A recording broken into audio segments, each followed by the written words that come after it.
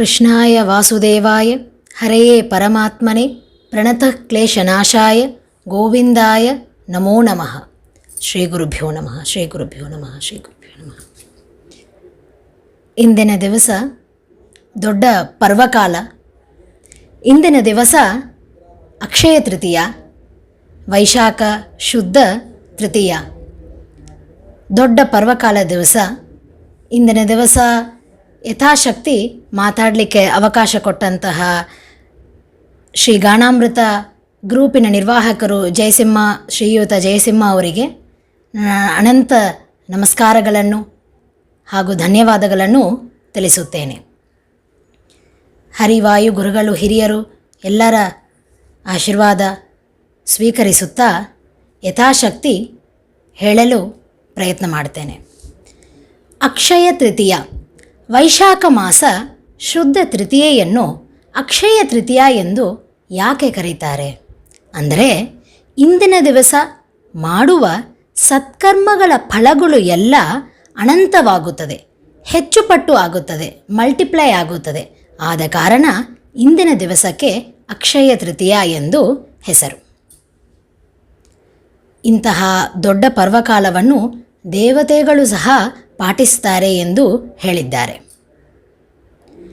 ಈ ಅಕ್ಷಯ ತೃತೀಯಾಗೆ ಇನ್ನ ವಿಶೇಷವೇನು ಎಂದರೆ, ಅಕ್ಷಯ ತೃತೀಯ ದಿವಸ ಕೃತ್ತಿಕಾ ರೋಹಿಣಿ ನಕ್ಷತ್ರಗಳು ಬಂದಿದ್ದರೆ ಬಹಳ ವಿಶೇಷ. ಹಾಗೂ ಅದರಲ್ಲಿ ಬುಧವಾರ ಸೋಮವಾರಗಳು ಬಂದಿದ್ದರೆ ಇನ್ನಿಷ್ಟು ವಿಶೇಷ. ಇಂದು ರೋಹಿಣಿ ನಕ್ಷತ್ರ ಬಂದಿದೆ. ಈ ತರಹ ಪರ್ವಕಾಲ ದೊಡ್ಡ ದಿವಸ. ಅವತ್ತು ನಾವು ಉಪಯೋಗ ಮಾಡಿಕೊಂಡು ಸಾಧನೆ ಮಾರ್ಗದಲ್ಲಿ ಅಂದಿನ ದಿವಸ ನಡೆಯಬೇಕು.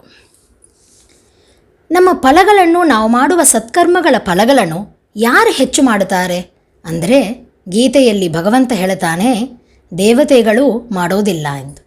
ಹಾಗಾದರೆ ನಮ್ಮ ಫಲಗಳನ್ನು ಹೆಚ್ಚು ಮಾಡೋದು ಸಾಕ್ಷಾತ್ ಭಗವಂತನೇ. ಕೊಟ್ಟದನು ಅನಂತ ಮಡಿಮಾಡಿ ಎಂದು ಜಗನ್ನಾಥದಾಸರು ಹೇಳಿದಂತೆ ಭಗವಂತನೇ ನಾವು ಮಾಡುವ ಸತ್ಕರ್ಮಗಳ ಫಲಗಳನ್ನು ಹೆಚ್ಚು ಮಾಡಿ ಕೊಡ್ತಾನೆ.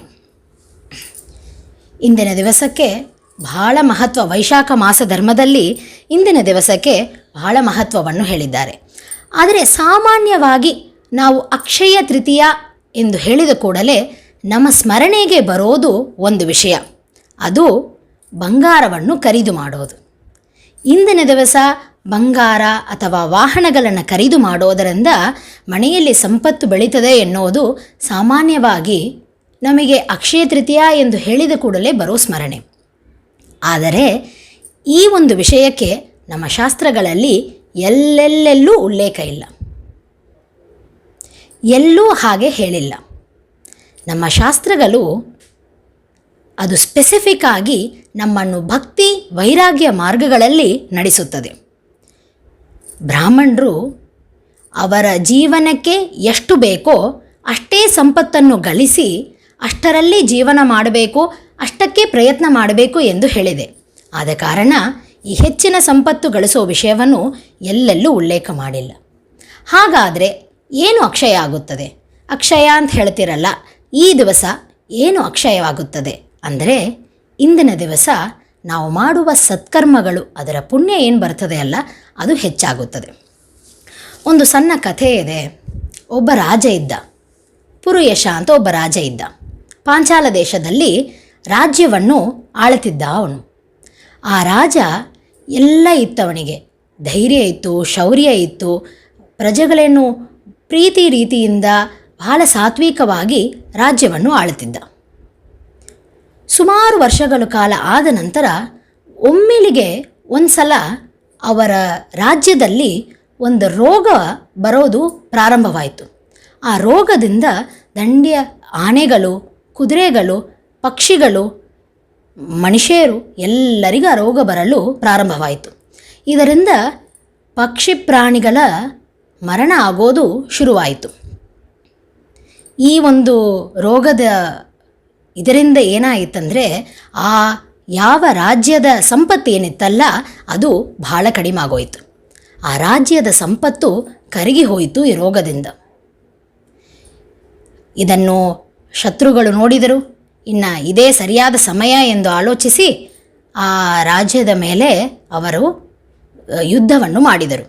ಯುದ್ಧದಲ್ಲಿ ಈ ರಾಜ ಸೋತು ಹೋದವನು ಎಲ್ಲವನ್ನು ಬಿಟ್ಟು ಹೆಂಡತಿ ಸಮೇತ ವನವಾಸಕ್ಕೆ ಹೋದ. ಅಲ್ಲಿ ಕಾಡಿನಲ್ಲಿ ಏನು ಸಿಗ್ತದೋ ಅದನ್ನು ಇಟ್ಕೊಂಡು ಅವನು ಇರ್ತಿದ್ದ.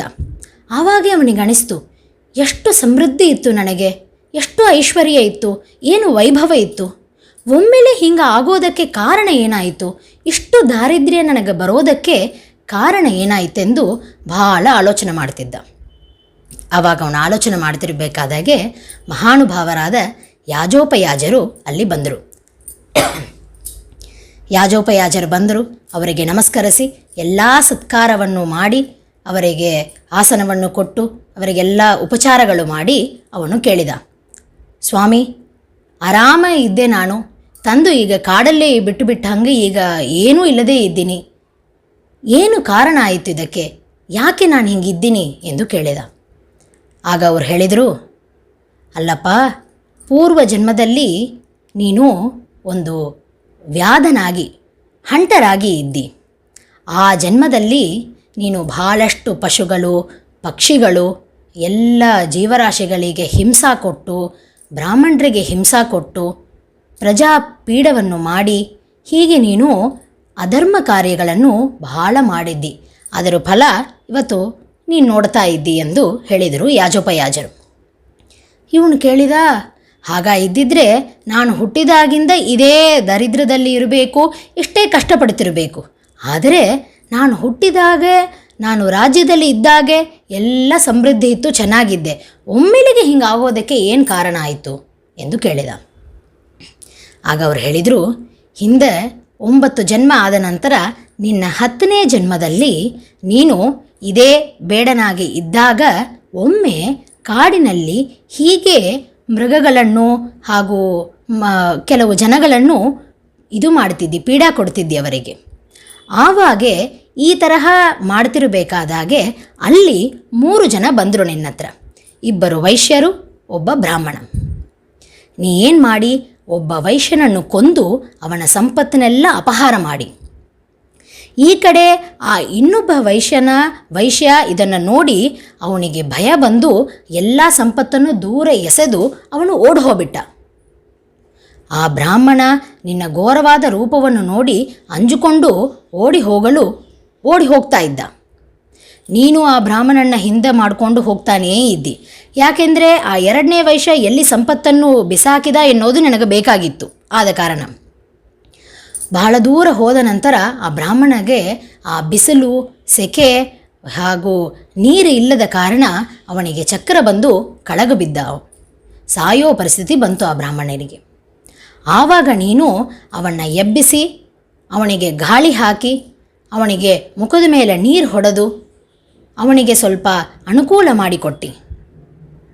ಅನಂತರ ಆ ಬ್ರಾಹ್ಮಣ ಎದ್ದ ಮೇಲೆ ನಿನ್ನ ಹತ್ರ ರೊಕ್ಕ ಇಲ್ಲ ಅಂತ ಗೊತ್ತಾಯಿತು, ನಿನ್ನೇನು ನಂಗೆ ಅವಸರ ಇಲ್ಲ ಅಂತ ಹೇಳಿ ಅವನನ್ನು ಬಿಟ್ಟುಬಿಟ್ಟು. ಆ ಬ್ರಾಹ್ಮಣ ಹೋಗಬೇಕಾದಾಗೆ ಬಿಸಿಲು ಭಾಳ ಇದೆ ಎಂದು ಅವನಿಗೆ ಪಾದುಕೆಗಳು ಹಾಗೂ ಛತ್ರಿಯನ್ನು ಕೊಟ್ಟಿ ನೀನು. ಆದರೆ ನೀನು ಇವೆಲ್ಲ ಸ್ವಾರ್ಥದಕ್ಕೋಸ್ಕರ ಮಾಡಿ. ಆದರೆ ಇದರಲ್ಲಿ ಏನು ವಿಶೇಷ ಎಂದರೆ, ಅವತ್ತಿನ ದಿವಸ ಅಕ್ಷಯ ತೃತೀಯ ಇತ್ತು, ವೈಶಾಖ ಮಾಸ. ಆವಾಗೆ ವೈಶಾಖ ಮಾಸ ಭಯಾನಕ ಬಿಸಿಲಿತ್ತು, ಅಕ್ಷಯ ತೃತೀಯ ಇತ್ತು. ನೀನು ಯದ್ಯಪಿ ಸ್ವಾರ್ಥದಕ್ಕೋಸ್ಕರ ಈ ಕೆಲಸಗಳನ್ನು ಮಾಡಿ, ಈ ಚಪ್ಪಲಿ ಕೊಡೋದು, ಪಾದುಕೆಗಳು ಕೊಡೋದು, ಛತ್ರಿ ಕೊಡೋದು, ಆ ಬ್ರಾಹ್ಮಣನಿಗೆ ನೀರು ಕೊಡೋದು, ಇವೆಲ್ಲ ನೀನು ನಿನ್ನ ಸ್ವಾರ್ಥದಕ್ಕೋಸ್ಕರನೇ ಮಾಡಿ. ಆದರೂ ಕೂಡ ನೀನು ವೈಶಾಖ ಮಾಸ ಅಕ್ಷಯ ತೃತೀಯದಲ್ಲಿ ಆ ಬ್ರಾಹ್ಮಣನಿಗೆ ದಾನ ಮಾಡಿದ್ದು, ಆ ಮಾಸಧರ್ಮವನ್ನು ಪರಿಪಾಲನೆ ಮಾಡಿದ್ದರಿಂದ ನಿನಗೆ ಈ ರಾಜ್ಯ ವೈಭವ ಸಿಕ್ಕಿತ್ತು, ಇಷ್ಟು ದಿವಸ ಎಲ್ಲ ಸಮೃದ್ಧಿ ಸಿಕ್ಕಿತ್ತು ಎಂದು ಯಾಜೋಪಯಾಜರು ಅಲ್ಲಿ ಹೇಳ್ತಾರೆ.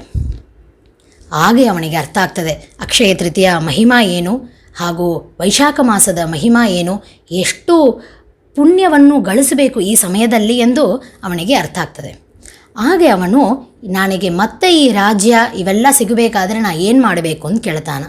ಮತ್ತು ಅದೇ ಯಾಜೋಪಯಾಜರು ಹೇಳ್ತಾರೆ, ಇದೇ ಅಕ್ಷಯ ತೃತೀಯ ಬರ್ತದೆ, ಆವಾಗೇ ಈ ಥರನೇ ಮಾಸಧರ್ಮನ ವೈಶಾಖ ಮಾಸದಲ್ಲಿ ವಿಶೇಷ ಪ್ರಾತಃ ಕಾಲ ಸ್ನಾನ, ವೈಶಾಖ ಸ್ನಾನ, ಹಾಗೆ ವೈಶಾಖ ಮಾಸದಲ್ಲಿ ವಿಶೇಷವಾಗಿ ಏನೇನು ಮಾಸಧರ್ಮ ಹೇಳಿದಾರಲ್ಲ ಅವೆಲ್ಲದನ್ನು ಪರಿಪಾಲನೆ ಮಾಡು, ನಿನಗೆ ಖಂಡಿತವಾಗಿ ರಾಜ್ಯ ಸಿಗುತ್ತದೆ ಎಂದು ಆಶೀರ್ವಾದ ಮಾಡಿ ಹೋಗ್ತಾರೆ. ಅವನು ಹಾಗೇ ಮಾಡ್ತಾನೆ. ಅವನಿಗೆ ಎಲ್ಲ ಸಮೃದ್ಧಿ, ಸಂಪತ್ತು, ರಾಜ್ಯ, ವೈಭವ ಎಲ್ಲ ಸಿಗುತ್ತದೆ. ಅನಂತರ ಅವನು ಹಾಗೆಯೇ ಧರ್ಮಾಚರಣೆ ಮಾಡಿಕೊಂಡಿದ್ದಾಗ ದೇವರು ಪ್ರತ್ಯಕ್ಷನಾಗ್ತಾನೆ.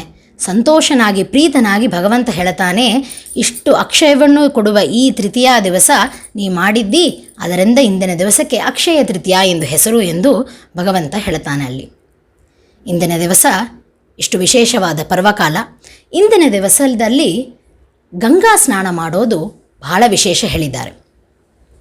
ಸಾಮಾನ್ಯವಾಗಿ ಗಂಗಾ ಸ್ನಾನಕ್ಕೆ ಮಹತ್ತರ ಪುಣ್ಯ, ಅದರಲ್ಲೂ ಅಕ್ಷಯ ತೃತೀಯ ದಿವಸ ಗಂಗೆಯಲ್ಲಿ ಸ್ನಾನ ಮಾಡೋದರಿಂದ ಸಕಲ ಪಾಪಗಳು ನಾಶವಾಗ್ತದೆ ಎಂದು ಹೇಳಿದ್ದಾರೆ. ಯಾರಿಗೆ ಗಂಗಾ ಸ್ನಾನ ಮಾಡಲು ಸಾಧ್ಯವಾಗ್ತದೆ ಅವರು ಖಂಡಿತ ಮಾಡಲಿಕ್ಕೆ ಪ್ರಯತ್ನ ಮಾಡಬೇಕು. ಆಗದೇ ಇದ್ದವರು ಅವರ ಊರಿನಲ್ಲಿ ಬೇರೆ ಮಹಾನದಿ ಏನನ ಇದ್ದರೆ, ಸರೋವರಗಳಿದ್ದರೆ ಅಲ್ಲಿ ಸ್ನಾನ ಮಾಡಬೇಕು. ಏನು ಇಲ್ಲದವರು ಮನೆಯಲ್ಲೇನೇ ಭಗವಂತನ ಸ್ಮರಣ ಮಾಡಿಕೊಂಡು, ಗಂಗೆಯ ದ್ವಾದಶ ನಾಮಗಳವೆ ಅವನ್ನು ಸ್ಮರಣ ಮಾಡಿಕೊಂಡು ಇಂದಿನ ದಿವಸ ಪ್ರಾತಃ ಕಾಲದಲ್ಲಿ ಸ್ನಾನ ಮಾಡೋದರಿಂದ ಬಹಳ ಮಹತ್ವವನ್ನು ಹೇಳಿದ್ದಾರೆ. ಸಕಲ ಪಾಪಗಳು ನಾಶವಾಗ್ತದೆ. ಹಾಗೂ ಇಂದಿನ ದಿವಸ ಸಮುದ್ರ ಸ್ನಾನಕ್ಕೂ ಬಹಳ ಪುಣ್ಯ ಹೇಳಿದ್ದಾರೆ. ಸಾಮಾನ್ಯವಾಗಿ ಇವತ್ತು ಸಮುದ್ರ ಅಂದ ಕೂಡಲೇ ಅದೊಂದು ಪಿಕ್ನಿಕ್ ಸ್ಪಾಟ್ ಇದ್ದಂಗೆ ಆಗೋಗ್ಬಿಟ್ಟದೆ. ಅಲ್ಲಿ ಹೋಗೋದು ಎಂಟರ್ಟೈನ್ಮೆಂಟ್ಗೋಸ್ಕರ, ಅಲ್ಲಿ ಆಟ ಆಡೋದು, ಯಾವಾಗಂದ್ರೆ ಆವಾಗ ಸಮುದ್ರವನ್ನು ಸ್ಪರ್ಶ ಮಾಡೋದು ಹಾಗಾಗೋಗ್ಬಿಟ್ಟದೆ ಈ ಕಲಿಯುಗದಲ್ಲಿ. ಆದರೆ ಸಮುದ್ರ ಸ್ನಾನ ವಿಹಿತವಾದ ದಿವಸಗಳಲ್ಲಿ ಮಾತ್ರ ಮಾಡಬೇಕು. ಎಲ್ಲ ದಿವಸಗಳಲ್ಲೂ ಸಮುದ್ರ ಸ್ನಾನ ಮಾಡುವಂಗಿಲ್ಲ. ಸಾಮಾನ್ಯ ಪರ್ವಕಾಲಗಳಲ್ಲಿ ಸಮುದ್ರ ಸ್ನಾನ ಬಹಳ ವಿಶೇಷ. ಇಂದು ಅಕ್ಷಯ ತೃತೀಯ ದಿವಸ ತ್ರೇತಾಯುಗ ಪ್ರಾರಂಭವಾದ ದಿವಸ. ಆದ್ದರಿಂದ ಇಂದಿನ ದಿವಸ ಪರ್ವಕಾಲದ ಲೆಕ್ಕದಲ್ಲಿ ಸಮುದ್ರ ಸ್ನಾನ ಮಾಡೋದಕ್ಕೆ ಬಹಳ ಪುಣ್ಯ ಹೇಳಿದ್ದಾರೆ. ಕುರುಕ್ಷೇತ್ರದಲ್ಲಿ 1000 ಗೋದಾನ ಮಾಡಿದ ಪುಣ್ಯ ಸಮುದ್ರ ಸ್ನಾನಕ್ಕೆ ಹೇಳಿದ್ದಾರೆ. ಹಾಗೂ ಅನೇಕ ದಾನ ಧರ್ಮಗಳನ್ನು ಹೇಳಿದ್ದಾರೆ ಇಂದಿನ ದಿವಸ ಮಾಡೋದು. ಅದರಲ್ಲಿ ಮುಖ್ಯವಾಗಿ ಉದುಕುಂಭ ದಾನವನ್ನು ಹೇಳಿದ್ದಾರೆ. ವೈಶಾಖ ಮಾಸ ಅಂದ ಕೂಡಲೇ ಎಲ್ಲರಿಗೂ ಗೊತ್ತಾಗ್ತದೆ, ಅದು ಬಿಸಿಲಂದರೆ ಬಿಸಿಲು, ಅಂಥ ಬಿಸಿಲು. ನಮ್ಮಂಥ ಊರುಗಳಾಗಿದ್ದರೆ 2 ಸೀಸನ್ ನಮಗೆ, ಸಮ್ಮರ್ ಆ್ಯಂಡ್ ಹಾಟ್ ಸಮ್ಮರ್ ಅಂತಾರೆ. ಅದರಲ್ಲಿ ಹಾಟ್ ಸಮ್ಮರ್ ಈ ವೈಶಾಖ ಮಾಸ. ಆದ್ದರಿಂದ ಈ ವೈಶಾಖ ಮಾಸದಲ್ಲಿ ಕಳಶದಲ್ಲಿ ನೀರು ಹಾಕಿ ಉದುಕುಂಭ ದಾನ, ಸತ್ಪಾತ್ರರಿಗೆ ಉದುಕುಂಭ ದಾನ ಮಾಡೋದರಿಂದ ನಿರಂತರ ವೈಷ್ಣವ ಜನ್ಮ ಸಿಗುತ್ತದೆ. ಅನಂತರ ಅವರಿಗೆ ಇಷ್ಟಾರ್ಥಗಳು ಸಿದ್ಧಿ ಆಗ್ತದೆ ಎಂದು ಹೇಳಿದ್ದಾರೆ ಇದರಲ್ಲಿ. ಸರಿ, ಈ ದಿವಸಕ್ಕೆ ಇಷ್ಟು ಮಹತ್ವ ಬರಲು ಕಾರಣ ಏನಾಯಿತು? ಯಾಕೆ ಸೆಲೆಕ್ಟಿವ್ ಆಗಿ ಈ ದಿವಸದಲ್ಲಿ ಇಷ್ಟು ಮಹತ್ವ ಎಂದರೆ, ಇಲ್ಲಿ ಇನ್ನೊಂದು ವಿಷಯ ಇದೆ. ಇಂದಿನ ದಿವಸ ಸರ್ವೋತ್ತಮನಾದ, ಸರ್ವಸ್ವಾಮಿಯಾದ, ಜಗನ್ನಾಥನಾದ ಭಗವಂತ ಪರಶುರಾಮ ದೇವ ಅವತಾರ ಮಾಡಿದ ದಿವಸ. ಪರಶುರಾಮ ಜಯಂತಿ ಇವತ್ತು. ಪರಶುರಾಮ ದೇವರು ಸಾಕ್ಷಾತ್ ಭಗವಂತ. ಭಗವಂತನ ಮೂಲ ರೂಪಕ್ಕೂ ಅವತಾರ ರೂಪಕ್ಕೂ ಯಾವ ವ್ಯತ್ಯಾಸ ಇರಲ್ಲ ನಮ್ಮ ಸಿದ್ಧಾಂತದಲ್ಲಿ. ಹಾಗೆ ಸಾಕ್ಷಾತ್ ಭಗವಂತ ಅವತಾರ ಮಾಡಿದ ದಿವಸ ಇದು. ಪರಶುರಾಮ ದೇವರ ಕಥೆ ಭಾಗವತ, ಮಹಾಭಾರತ, ಅನೇಕ ಪುರಾಣಗಳಲ್ಲಿ ಬಂದಿವೆ. ಸಾಮಾನ್ಯವಾಗಿ ಮಹಾಭಾರತ ಎಂದು ಹೇಳಿದ ಕೂಡಲೇ ನಮ್ಮ ಇಮ್ಯಾಜಿನೇಷನಿಗೆ ಬರೋದು ಮಹಾಭಾರತದ ಯುದ್ಧ. ಮಹಾಭಾರತದ ಯುದ್ಧ ಹೇಗೆ ಅಷ್ಟು ಪ್ರಸಿದ್ಧಿ ಅದಕ್ಕೆ. ಆ ಪ್ರಸಿದ್ಧಿ ಮಹಾಭಾರತ ಯುದ್ಧಕ್ಕೆ ಬರೋದಕ್ಕೆ ಕಾರಣ ಅಂದು ಅಲ್ಲಿ ಇದ್ದ ಕ್ಷತ್ರಿಯರುಗಳು. ಆ ಎಲ್ಲ ಕ್ಷತ್ರಿಯರಿಗೆ ಗುರುಗಳು ದ್ರೋಣಾಚಾರ್ಯರು. ಆ ದ್ರೋಣಾಚಾರ್ಯರಿಗೆ ಅಸ್ತ್ರ ಶಸ್ತ್ರ ವಿದ್ಯೆಗಳನ್ನು ಹೇಳಿಸಿಕೊಟ್ಟಿದ್ದು ಈ ಪರಶುರಾಮ ದೇವರು. ಅಂತಹ ಪರಶುರಾಮ ದೇವರು ಕಾರ್ತವೀರ್ಯಾರ್ಜುನ 1000 ಬಾಹುಗಳು ಕೊಂಡ ಕಾರ್ತವೀರ್ಯಾರ್ಜುನನು ಸಂಹಾರ ಮಾಡಿದವರು. ಅವರ ಕಥೆಯನ್ನು ಯಥಾಶಕ್ತಿ ಶ್ರವಣ ಮಾಡೋಣ. ವನವಾಸದಲ್ಲಿ ಪಾಂಡವರಿದ್ದಾಗೆ ಪಾಂಡವರು ತೀರ್ಥಯಾತ್ರೆ ಮಾಡ್ತಿದ್ದರು. ಲೋಮಶ ಋಷಿಗಳು ಅವರನ್ನು ಪ್ರತಿ ಋಷಿಗಳ ಆಶ್ರಮಕ್ಕೆ ಕರೆದುಕೊಂಡು ಹೋಗಿ ಅಲ್ಲಿ ಎಲ್ಲರ ಸರಿ ಮಾತನಾಡಿಸ್ತಿದ್ರು. ಪಾಂಡವರು ಎಲ್ಲ ಋಷಿಗಳ ಆಶ್ರಮಕ್ಕೆ ಹೋಗಿ ಅಲ್ಲಿ ಆ ಋಷಿಗಳಿಗೆ ನಮಸ್ಕಾರ ಮಾಡಿ ಅನಂತರ ಅವರು ಪ್ರಯಾಣವನ್ನು ಮುಂದುವರಿಸ್ತಿದ್ರು. ಹಾಗೆ ಒಮ್ಮೆ ಅವರು ಬೃಹು ಋಷಿಗಳು, ಕಶ್ಯಪರು ಇತ್ಯಾದಿ ಋಷಿಗಳು ಇದ್ದ ಆಶ್ರಮಕ್ಕೆ ಬಂದರು. ಅಲ್ಲಿ ಈ ಎಲ್ಲ ಋಷಿಗಳ ಮಧ್ಯ ಅಕೃತವ್ರಣ ಎನ್ನುವ ಋಷಿಗಳು ಕಂಡರು ಅವರಿಗೆ. ಅಕೃತವ್ರಣರು ಮಹಾ ತಪಸ್ವಿಗಳು, ಪರಶುರಾಮ ದೇವರ ಸಾಕ್ಷಾತ್ ಶಿಷ್ಯರು, ನಿರಂತರ ಪರಶುರಾಮ ದೇವರ ಸೇವೆಯನ್ನು ಮಾಡುವ ಮಹಾನುಭಾವರು. ಧರ್ಮರಾಜ ಅಕೃತವ್ರಣರಿಗೆ ನಮಸ್ಕಾರ ಮಾಡ್ತಾನೆ. ನಮಸ್ಕಾರ ಮಾಡಿ, ಅಕೃತವ್ರಣರೇ, ನಿರಂತರ ಪರಶುರಾಮ ದೇವರ ಸೇವೆಯನ್ನು ಮಾಡುವವರು ನೀವು. ನನಗೆ ಪರಶುರಾಮ ದೇವರ ದರ್ಶನವಾಗಬೇಕಾಗಿದೆ, ಅವನ ನೋಡಬೇಕು ಎನ್ನುವ ಇಚ್ಛೆ ಬಂದಿದೆ. ಯಾವಾಗ ನನಗೆ ದರ್ಶನ ಕೊಡ್ತಾರೆ ಪರಶುರಾಮ ದೇವರು, ಅವರ ದರ್ಶನ ಯಾವಾಗ ಸಿಗಬಹುದು ಎಂದು ಕೇಳುತ್ತಾರೆ ಧರ್ಮರಾಜರು. ಇಲ್ಲಿ ನಾವು ಒಂದು ವಿಷಯವನ್ನು ಸೂಕ್ಷ್ಮವಾಗಿ ಗಮನಿಸಬೇಕು. ದೊಡ್ಡವರ ಹತ್ರ ಮಾತಾಡಬೇಕಾದಾಗ, ದೊಡ್ಡವರ ಸರಿ ನಾವು ಸಂವಾದ ಮಾಡಬೇಕಾದಾಗೆ ನಮಗೆ ಇರಬೇಕಾದ ವಿನಯವನ್ನು ಇಲ್ಲಿ ಧರ್ಮರಾಜ ತೋರಿಸಿಕೊಟ್ಟಿದ್ದಾರೆ. ಅಪಾಯಿಂಟ್ಮೆಂಟ್ ಯಾವಾಗ ಸಿಗುತ್ತದೆ ಎಂದು ಪೇರೆಂಟ್ಸ್ ಹತ್ರ, ತಾಯಿ ತಂದೆಯರ ಹತ್ರ ಕೇಳುವ ಕಾಲ ಬಂದಿದೆ ಹೀಗೆ. ಹಾಗಿಲ್ಲದೆ ಪರಶುರಾಮ ದೇವರು ನಮಗೆ ಯಾವಾಗ ದರ್ಶನವನ್ನು ಕೊಡಬಹುದು ಎಂದು ಎಷ್ಟು ವಿನಯದಿಂದ ಕೇಳಿದ್ದಾನೆ ಧರ್ಮರಾಜ. ಇದನ್ನು ಕೇಳಿ ಋಷಿಗಳು ಹೇಳ್ತಾರೆ, ಧರ್ಮರಾಜ, ನೀವು ಬರ್ತೀರೆಂದು ಪರಶುರಾಮ ದೇವರು ಗೊತ್ತದೆ, ಅವರು ಹೇಳಿದ್ದಾರೆ, ನಮಗೆ ಖಂಡಿತ ದರ್ಶನ ಕೊಡ್ತಾರೆ, ನಿಮಗೆ ಯಾವ ಚಿಂತೆ ಪಡಬೇಡ್ರಿ. ಸಾಮಾನ್ಯವಾಗಿ ಪರಶುರಾಮ ದೇವರು ಚತುರ್ದಶಿ ಹಾಗೂ ಅಷ್ಟಮಿಯಂದು ಎಲ್ಲ ಋಷಿಗಳಿಗೂ ದರ್ಶನ ಕೊಡ್ತಾರೆ. ನಾಳೆಯ ದಿನ ಚತುರ್ದಶಿ, ಆದ ಕಾರಣ ನಾಳೆ ನಿಮಗೆ ಅವರು ದರ್ಶನ ಸಿಗುತ್ತದೆ ಎಂದು ಆ ಋಷಿಗಳು ಹೇಳುತ್ತಾರೆ. ಧರ್ಮರಾಜರು ಅದು ಕೇಳಿದ ತಕ್ಷಣ ಸಂತೋಷ ಆಗ್ತದೆ ಅವರಿಗೆ. ಸಂತೋಷದಿಂದ ಹೇಳುತ್ತಾರೆ, ಪರಶುರಾಮ ದೇವರು ಎಂಥವರಂದರೆ 1000 ಬಾಹುಗಳು ಕೊಂಡ ಕಾರ್ತವೀರ್ಯಾರ್ಜುನನ ಸಂಹಾರ ಮಾಡಿದವರು, 21 ಬಾರಿ ಭೂಪ್ರದಕ್ಷಿಣ ಮಾಡಿದವರು. ಅಂಥವರ ಚರಿತ್ರೆಯನ್ನು ಸ್ವಲ್ಪ ಹೇಳ್ರಿ ಹಂಗಂತ ಕೇಳ್ಕೊತಾರೆ. ಇದು ಕೇಳಿದ ತಕ್ಷಣ ಅಕೃತವ್ರಣರಿಗೆ ಇನ್ನಷ್ಟು ಸಂತೋಷವಾಗ್ತದೆ. ನೋಡಿ, ಭಗವದ್ಭಕ್ತರ ಲಕ್ಷಣಗಳನ್ನು ಇಲ್ಲಿ ತೋರಿಸಿದ್ದಾರೆ. ಭಗವಂತನ ಕಥೆಯ ಹೇಳುವುದು, ಭಗವಂತನ ಮಹಿಮೆಯನ್ನು ಗುಣಗಾನ ಮಾಡೋದರಲ್ಲಿ ಎಷ್ಟು ಆಸಕ್ತಿ ಹಾಗೂ ಸಂತೋಷ ಆಗಬೇಕೆನ್ನುವ ಭಗವದ್ಭಕ್ತರ ಲಕ್ಷಣವನ್ನು ಇಲ್ಲಿ ತೋರಿಸಿಕೊಟ್ಟಿದ್ದಾರೆ. ಅಕೃತವರ್ಣರು ಹೇಳ್ತಾರೆ, ಬಹಳ ಸಂತೋಷ ಧರ್ಮರಾಜ, ಖಂಡಿತ ಹೇಳ್ತೀನಿ ಕೇಳು ಎಂದು ಶುರು ಮಾಡ್ತಾರೆ. ಈ ಕಾರ್ತವೀರ್ಯಾರ್ಜುನ ಒಮ್ಮೆ ಸಂಚಾರ ಮಾಡ್ತಿರಬೇಕಾದಾಗ ಇಂದ್ರದೇವರನ್ನು ಅವಮಾನ ಮಾಡಿರ್ತಾನೆ.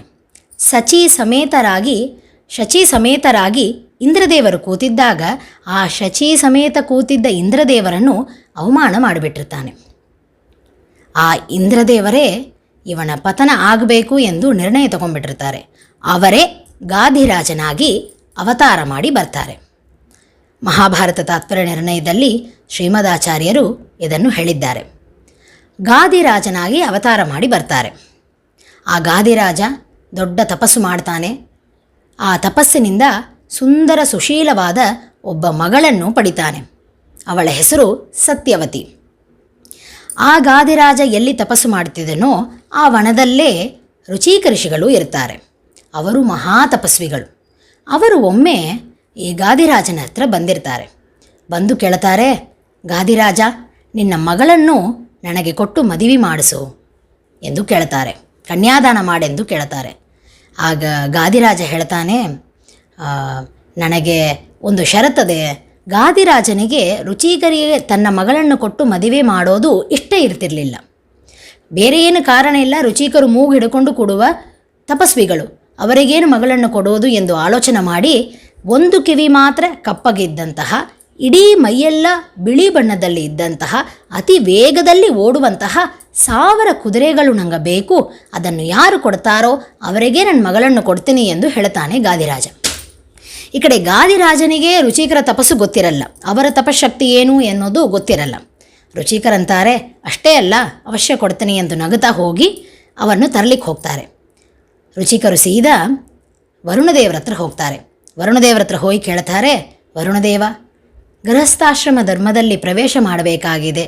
ಈ ಗೃಹಸ್ಥಾಶ್ರಮ ಧರ್ಮದಲ್ಲಿ ಭಗವಂತನ ಆರಾಧನೆ ಮಾಡುವ ಸಮಯ ಬಂದಿದೆ. ನಮ್ಮ ಮಾವ ಒಂದು ಕಿವಿ ಮಾತ್ರ ಕಪ್ಪಗಿದ್ದಂತಹ, ಇಡೀ ಮೈಯೆಲ್ಲ ಬಿಳಿ ಬಣ್ಣದಲ್ಲಿ ಇದ್ದಂತಹ, ಅತಿ ವೇಗದಲ್ಲಿ ಓಡುವಂತಹ 1000 ಕುದುರೆಗಳನ್ನು ಕೇಳಿದ್ದಾನೆ, ನನಗೆ ಅವ ಕೊಡು ಎಂದು ಕೇಳ್ತಾರೆ. ವರುಣದೇವರು ಒಂದು ಕುಂಡದಿಂದ ಅದೇ ತರಹ 1000 ಅಶ್ವಗಳನ್ನು ಸೃಷ್ಟಿ ಮಾಡಿ ಕೊಡ್ತಾರೆ. ಆ ಅಶ್ವಗಳು ಏನವಲ್ಲ, ಅದು ಯಾವ ಸರೋವರದಿಂದ ಬಂತಲ್ಲ, ಅದನ್ನು ಅಶ್ವತೀರ್ಥ ಎಂದು ಹೇಳ್ತಾರೆ. ರುಚಿಕರ್ಷಿಗಳು ಸಂತೋಷದಿಂದ ಆ ಎಲ್ಲ ಕುದುರೆಗಳನ್ನು ತಗೊಂಡು ಬಂದು ಈ ಕಡೆ ಗಾದಿರಾಜನಿಗೆ ಕೊಡ್ತಾರೆ. ಗಾದಿರಾಜ ಆಶ್ಚರ್ಯ ಆಗ್ತದೆ ಅವನಿಗೆ. ರುಚಿಕರ ತಪಸ್ಸು ಕೊಂಡು ವಿಸ್ಮಯವಾಗಿ ಬಿಟ್ಟಾನ ಗಾದಿರಾಜ. ಗಾದಿರಾಜ ಏನು ಮಾಡ್ತಾನೆ, ಸಂತೋಷದಿಂದ ತಮ್ಮ ಮಗಳನ್ನು ಕೊಟ್ಟು ಮದುವೆ ಮಾಡ್ತಾರೆ. ರುಚಿಕರಿಗೂ ಸತ್ಯವತಿ ದೇವಿಗೂ ಮದುವೆಯಾಗ್ತದೆ. ಅನಂತರ ಅವರ ಮದುವೆಯ ನಂತರ ಸತ್ಯವತಿ ರುಚಿಕರು ಅವರು ಹೇಗೆ ಅಂದರೆ ಧರ್ಮದಿಂದ ಅವರ ದಾಂಪತ್ಯ ನಡೀತಾ ಇರ್ತದೆ. ರುಚಿಕ ಋಷಿಗಳಿಗೂ ಸತ್ಯವತಿ ದೇವಿ ಇಬ್ಬರೂ ಬಹಳ ಧರ್ಮಾಚರಣೆ ಮಾಡುತ್ತಾ ಅತ್ಯುತ್ತಮ ಜೀವನವನ್ನು ಮಾಡ್ತಾ ಇರ್ತಾರೆ. ಆವಾಗೆ ಒಮ್ಮೆ ಭೃಗು ಋಷಿಗಳು, ರುಚಿಕರ ತಂದೆ ಭೃಗು ಋಷಿಗಳು, ಒಮ್ಮೆ ಭೃಗು ಋಷಿಗಳು ಮಗ ಸೊಸೆ ಹೇಗಿದ್ದಾರೆ, ಸೊಸೆ ಹೇಗೆ ಅನುಕೂಲ ಇದ್ದಾಳೆ ಎಂದು ಅವಳನ್ನು ನೋಡಲಿಕ್ಕೆ ಬರ್ತಾರೆ. ಅಲ್ಲಿ ಬಂದ ಭೃಗು ಋಷಿಗಳು ಸತ್ಯವತಿಯನ್ನು ನೋಡಿ ಆಶ್ಚರ್ಯಪಡ್ತಾರೆ. ಪತಿಗೆ ಎಲ್ಲ ಅನುಕೂಲವನ್ನು ಮಾಡಿ ಪತಿವ್ರತೆಯಾಗಿದ್ದ ಸತ್ಯವತಿಯನ್ನು ನೋಡಿ ಸಂತೋಷದಿಂದ ಹೇಳ್ತಾರೆ, ಏನು ವರ ಬೇಕಾದರೂ ಕೇಳಮ್ಮ ಅಂತ ಹೇಳ್ತಾರೆ. ಆಗ ಸತ್ಯವತಿ ಹೇಳ್ತಾರೆ, ನನಗೇನು ಬೇಡ, ನನಗೆ ಬೇಕಾಗಿದ್ದೆಲ್ಲ ಉತ್ತಮ ಶ್ರೇಷ್ಠ ಸಂತಾನ ಆಗಬೇಕೆಂದು ಬೇಡುತ್ತಾಳೆ. ಭೃಗು ಋಷಿಗಳು ಹಾಗೇ ಆಗಲಿ ಎಂದು ಹೇಳುತ್ತಾ ಅವಳಿಗೆ ಆಶೀರ್ವಾದವನ್ನು ಮಾಡಿ ಕುಲ ಉದ್ಧಾರ ಮಾಡುವ ಕುಲೋದ್ಧಾರ ಹುಟ್ಟುತ್ತಾನ ಎಂದು ಅವಳಿಗೆ ಆಶೀರ್ವಾದ ಮಾಡ್ತಾರೆ. ಹೀಗೆ ಆ ಋಷಿಗಳು ಆಶೀರ್ವಾದವನ್ನು ಮಾಡಿ ರುಚಿಕರಿಗೆ ಆದೇಶವನ್ನು ಮಾಡುತ್ತಾರೆ. ಉತ್ತಮ ಸಂತಾನ ಪಡೆಯೋದಕ್ಕೆ ತಪಸ್ಸನ್ನು ಮಾಡಬೇಕಾಗಿ ಆದೇಶ ಮಾಡ್ತಾರೆ. ಈ ಕಡೆ ರುಚಿಕರು ಉತ್ತಮ ಸಂತಾನವನ್ನು ಪಡೆಯೋದಕ್ಕೆ ತಪಸ್ಸನ್ನು ಮಾಡಲು ಪ್ರಾರಂಭ ಮಾಡಿರ್ತಾರೆ. ಪ್ರಾರಂಭ ಆಗಿರ್ತದೆ. ಇದು ಆ ಗಾದಿಯ ಪತ್ನಿಗೆ ಗೊತ್ತಾಗ್ತದೆ, ಸತ್ಯವತಿಯ ತಾಯಿ ಅವಳಿಗೆ ಗೊತ್ತಾಗ್ತದೆ. ಆಕೆ ಸತ್ಯವತಿಯ ಮುಖಾಂತರ ರುಚಿಕರಲ್ಲಿ ಕೇಳುತ್ತಾರೆ, ನನಗೂ ಉತ್ತಮ ಸಂತಾನ ಆಗಬೇಕಾಗಿದೆ, ಅನುಗ್ರಹ ಮಾಡಬೇಕೆಂದು ಕೇಳುತ್ತಾಳೆ. ರುಚಿಕರು ಸರಿ ಅಂತ ಒಪ್ಪುಕೊತಾರೆ. ಆಗ ರುಚಿಕರು ತಮ್ಮ ತಪಸ್ಸನ್ನು ಮಾಡಿ 2 ಚೆರುಗಳನ್ನು ನಿರ್ಮಾಣ ಮಾಡುತ್ತಾರೆ. ಒಂದರಲ್ಲಿ ಬ್ರಹ್ಮ ತೇಜಸ್ಸು ಕೂಡಿದ ಒಂದು ಚೆರುವು, ಕ್ಷಾತ್ರ ತೇಜಸ್ಸಿನಿಂದ ಕೂಡಿದ ಇನ್ನೊಂದು ಚೆರುವು, 2 ಚೆರುವನ್ನು ನಿರ್ಮಾಣ ಮಾಡುತ್ತಾರೆ. ಸ್ವತಃ ರುಚಿಕರು ಬ್ರಾಹ್ಮಣರು, ಆದ್ದರಿಂದ ಬ್ರಹ್ಮ ತೇಜಸ್ಸಿನಿಂದ ಕೂಡಿದ ಚೆರುವನ್ನು ನಿರ್ಮಾಣ ಮಾಡಿರ್ತಾರೆ ತಮಗೆ. ರುಚಿಕರಿಗೆ ಒಂದು ವಿಶೇಷ ಶಕ್ತಿ ಇರ್ತದೆ. ತಾವು ಯಾವ ಜೀವವನ್ನು ಮಗನಾಯಿ ಪಡಿಬೇಕು ಎಂದು ಅಪೇಕ್ಷೆ ಪಡ್ತಾರೋ ಆ ಜೀವನನ್ನೇ ತಂದು ಆವಾಹನ ಮಾಡುವ ಶಕ್ತಿ ಇರ್ತದೆ. ಅದರಿಂದ ತಾವು ಬ್ರಾಹ್ಮಣರು ಉತ್ತಮ ಬ್ರಾಹ್ಮಣ ಸಂತಾನ ಆಗಬೇಕೆಂದು ಉತ್ತಮ ಬ್ರಾಹ್ಮಣ ವಿಶ್ವಾಮಿತ್ರರು, ವಸಿಷ್ಠರಿಗೆ ಸಮನಾದ ವಿಶ್ವಾಮಿತ್ರರನ್ನೇ ಕರೆದಿರುತ್ತಾರೆ. ಇನ್ನೊಂದು ಚೆರುವನ್ನು ನಿರ್ಮಾಣ ಮಾಡಿರ್ತಾರೆ. ಅದು ಕ್ಷಾತ್ರ ತೇಜಸ್ಸಿನಿಂದ ಕೂಡಿದ ಚೆರುವು. ಸ್ವತಃ ಅವರ ಮಾವ ಕ್ಷತ್ರಿಯ, ಆದ್ದರಿಂದ ಅತ್ತೆಗೆ ಕ್ಷಾತ್ರ ತೇಜಸ್ಸಿನಿಂದ ಕೂಡಿದ ಚೆರುವನ್ನು ನಿರ್ಮಾಣ ಮಾಡಿರ್ತಾರೆ. ಈ 2 ಚೆರುಗಳನ್ನು ತಮ್ಮ ಹೆಂಡತಿ ಸತ್ಯವತಿ ಕೈಯಲ್ಲಿ ಕೊಟ್ಟು ಒಂದು ಆಕೆಗೆ ಸ್ವೀಕಾರ ಮಾಡಲಿಕ್ಕೆ ಹೇಳಿರ್ತಾರೆ, ಇನ್ನೊಂದು ಅತ್ತೆಗೆ ಕೊಡಂತ ಹೇಳಿರ್ತಾರೆ. ಇಬ್ಬರಿಗೂ ಅಶ್ವತ್ಥ ಉಡುಂಬರ ವೃಕ್ಷಗಳಿಗೆ ಪ್ರದಕ್ಷಿಣೆ ಮಾಡಿ ಸೇವಾ ಮಾಡಿ ಅನಂತರ ಸ್ವೀಕಾರ ಮಾಡಬೇಕೆಂದು ಹೇಳಿರ್ತಾರೆ. ಈ ಕಡೆ ರುಚಿಕರ್ ಹೋದ ನಂತರ ಅತ್ತೆ ಬರ್ತಾಳೆ. ಗಾದಿಯ ಪತ್ನಿ ಬಂದು ಸತ್ಯವತಿಗೆ ಹೇಳ್ತಾಳೆ, ಯಾರಿಗಾದರೂ ಅವರ ಮಕ್ಕಳು ಎಲ್ಲರಿಗಿಂತ ಶ್ರೇಷ್ಠವಾಗಿರಬೇಕೆನ್ನುವ ಅಪೇಕ್ಷೆ ಇರ್ತದೆ. ಆದ ಕಾರಣ ನಿನ್ನ ಗಂಡ ನಿನ್ನ ಕೂಸು ಭಾಳ ಉತ್ತಮ ಇರಬೇಕು ಅಂತ ಹೇಳಿ ಅದರಲ್ಲಿ ಆವಾಹನ ಮಾಡಿರ್ತಾನೆ. ಆ ಚೆರುವನ್ನು ನನಗೆ ಕೊಟ್ಟುಬಿಡು, ನನ್ನ ಚೆರುವನ್ನು ನೀ ತಗೋ, ಯಾಕಂದರೆ ಕ್ಷತ್ರಿಯರ ಮನೆಯಲ್ಲಿ ಉತ್ತಮ ಸಂತಾನ ಬಹಳ ಅವಶ್ಯ ಎಂದು ಹೇಳಿ ಆಕೆಯನ್ನು ಕನ್ವಿನ್ಸ್ ಮಾಡಿ ಇದನ್ನು ಬದಲಾವಣೆ ಮಾಡಿಕೊಳ್ತಾರೆ. ವೃಕ್ಷಗಳನ್ನು ಬದಲಾವಣೆ ಮಾಡಿಕೊಂಡು ಸೇವೆ ಮಾಡ್ತಾರೆ, ಚೆರುಗಳನ್ನು ಹಾಗೆ ಸ್ವೀಕಾರ ಮಾಡಿಬಿಡ್ತಾರೆ.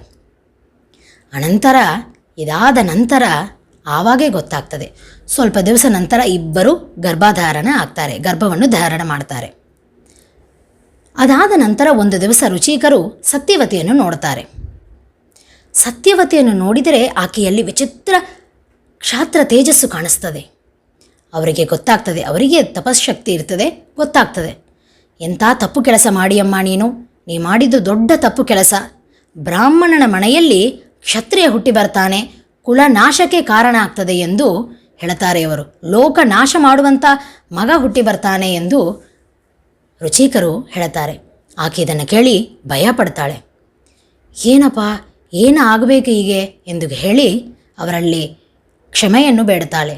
ತಪ್ಪಾಯಿತು, ಗೊತ್ತಾಗದೇ ಮಾಡಿನಿ ಎಂದು ಕ್ಷಮೆಯನ್ನು ಬೇಡ್ತಾಳೆ. ಹಾಗೆ ಋಷಿಕರು ಹೇಳ್ತಾರೆ, ನನಗೂ ಸಹಿತ ಇಂತಹ ಮಗನನ್ನು ಪಡಿಬೇಕೆನ್ನುವ ಅಪೇಕ್ಷೆ ಇಲ್ಲ. ಆದ್ದರಿಂದ ಈ ಹುಟ್ಟುವ ಕೂಸು ನನ್ನ ಮೊಮ್ಮಗನಾಗಿ ಹುಟ್ಟಲಿ, ಅಂತಹ ಕ್ಷತ್ರಿಯನನ್ನು ಪಡೆಯುವಂತಹ ಒಬ್ಬ ಉತ್ತಮ ಬ್ರಾಹ್ಮಣನನ್ನು ಮಗನಾಗಿ ಪಡೆಯೋಣ ಎಂದು ತಪಸ್ಸು ಮಾಡಿ, ಆ ತಪಸ್ಸಿನಿಂದ ಉತ್ತಮ ಬ್ರಾಹ್ಮಣ ಜಮದಗ್ನಿ ಋಷಿಗಳನ್ನು ಮಗನಾಗಿ ಪಡಿತಾರೆ. ಆ ಕಡೆ ಗಾದಿಯ ಪತ್ನಿ ಯಾರು ಚೆರುವನ್ನು ಬದಲಾವಣೆ ಮಾಡಿ ಸ್ವೀಕಾರ ಮಾಡಿದಳಲ್ಲ, ಆಕೆಗೆ ಕೌಶಿಕ ಹುಟ್ಟಿ ಬರ್ತಾನೆ. ಸ್ವಲ್ಪ ದಿವಸದ ನಂತರ ತಮ್ಮ ಕ್ಷತ್ರಿಯತ್ವವನ್ನು ಬಿಟ್ಟು 40,000 ವರ್ಷಗಳು ತಪಸ್ಸು ಮಾಡಿ ವಿಶ್ವಾಮಿತ್ರ ಮಹರ್ಷಿಗಳಾಗಿ ವಸಿಷ್ಠರಿಗೆ ಸಮಾನರಾಗ್ತಾರೆ ಅವರು. ಈ ಕಡೆ ಜಮದಗ್ನಿ ಋಷಿಗಳಿಗೂ ರೇಣುಕಾದೇವಿಗೂ ವಿವಾಹವಾಗ್ತದೆ. ವಿವಾಹವಾದ ನಂತರ ರುಚಿಕರಿಗೆ ಆವಾಗೇ ಭಯ ಶುರುವಾಗ್ತದೆ. ಎಂತಹ ಮಗ ಹುಟ್ಟುತ್ತಾನೋ ಎನ್ನುವ ಭಯ ಶುರುವಾಗ್ತದೆ. ಲೋಕ ವಿನಾಶ ಮಾಡುವ, ಲೋಕವನ್ನು ನಾಶ ಮಾಡುವ ಮಗ ಎಂದೆಂದೂ ಬೇಡ. ಆ ಕ್ಷತ್ರಿಯ ಹುಟ್ಟುವ ಕೂಸು ಏನದಲ್ಲ, ಅದು ಲೋಕವನ್ನು ರಕ್ಷಣೆ ಮಾಡುವ, ಲೋಕೋದ್ಧಾರನಾದ, ಲೋಕವನ್ನು ರಕ್ಷಣೆ ಮಾಡುವ ಸರ್ವೋತ್ತಮನಾದ ಭಗವಂತನೇ ಹುಟ್ಟಿ ಬರಲಿ ಎಂದು ತಪಸ್ ಮಾಡ್ತಾರೆ. ತಾವೂ ತಪಸ್ ಮಾಡ್ತಾರೆ, ಜಮದಗ್ನಿಗಳಿಗೂ ತಪಸ್ ಮಾಡಲಿಕ್ಕೆ ಹೇಳುತ್ತಾರೆ. ಇಬ್ಬರೂ ವಿಶೇಷವಾಗಿ ಭಗವಂತನೇ ಮಗನಾಗಿ ಹುಟ್ಟಿ ಬರಬೇಕು ಎಂದು ತಪಸ್ ಮಾಡ್ತಾರೆ. ಜಮದಗ್ನಿ ರೇಣುಕೆಯರ ತಪಸ್ಸಿನ ನಂತರ 4 ಮಕ್ಕಳು ಹುಟ್ಟುತ್ತಾರೆ. 5ನೇವರಾಗಿ ಪರಶುರಾಮ ದೇವರು ಅವತಾರ ಮಾಡಿ ಬರ್ತಾರೆ.